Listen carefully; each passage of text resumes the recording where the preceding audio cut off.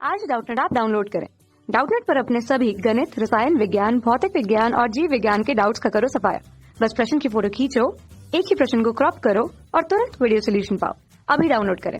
Hello friend, हमारा question यहाँ पर फ्रेनेल द्विप्रिज्म में जब एक दिशात्मक प्रकाश के स्थान पर श्वेत प्रकाश लिया जाता है तब केंद्रीय फ्रिंज है रंगीन, सफ़ेद, काली और इनमें से कोई नहीं। तो यहाँ पर देखो, इसे चित्र के माध्यम से समझते हैं। हमारे पास क्या है कि एक हमने यहाँ पर ले लिया स्लिट, ये हमारी स्लिट है। स्लिट में हमने छिद्र कर दिया और अब छिद्र पर क्या है कि प्रकाश स्रोत लगा हुआ है हमारा।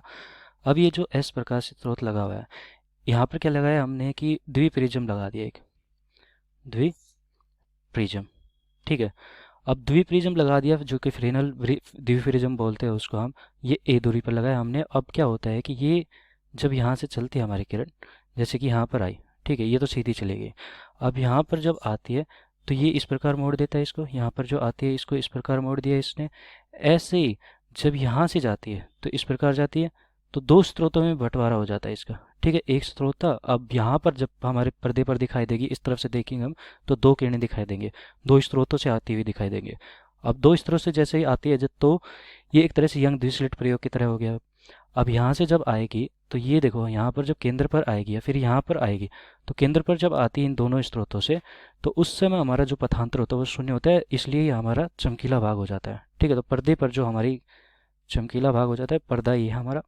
तो पर्दे पर जो पैटर्न बनता है वो हमारा चमकीला, फिर ये हमारा क्या बनता है, ये वाला अंधेरा हो जाता है, काला भाग होते कहते हैं जिसको हम, अंधेरा, फिर से चमकीला, फिर अंधेरा, फिर चमकीला, फिर अंधेरा। तो इस प्रकार यहाँ पर हमारा निर्माण होता है फ्रिंज का।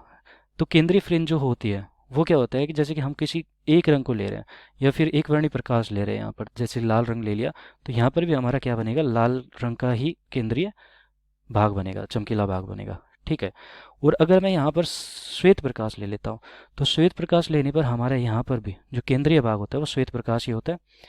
तो यहाँ पर हमारा अगर मुझे पहचान करनी है कि केंद्रीय फ्रिंज है, केंद्रीय फ्रिंज की पहचान कैसे कर सकता हूँ मैं, यहाँ पर पहले एक वर्णी प्रकाश यूज करके और फिर उसके बाद श्वेत प्रकाश यूज करके। तो जब श्वेत प्रकाश यहाँ पर प्रयोग में लूँगा तो उस समय ये हमारा श्वेत प्रकाश हो जाएगा, और केंद्रीय भाग लूँगा तो उस समय हमारा, सॉरी, एक वर्णी प्रकाश लूँगा तो उस समय हमारा एक वर्णी चमकीला भाग, जैसे कि लाल लिया तो लाल ही बनेगा यहाँ पर। तो केंद्रीय भाग की पहचान हम इस प्रकार कर सकते हैं केंद्रीय फ्रिंज की।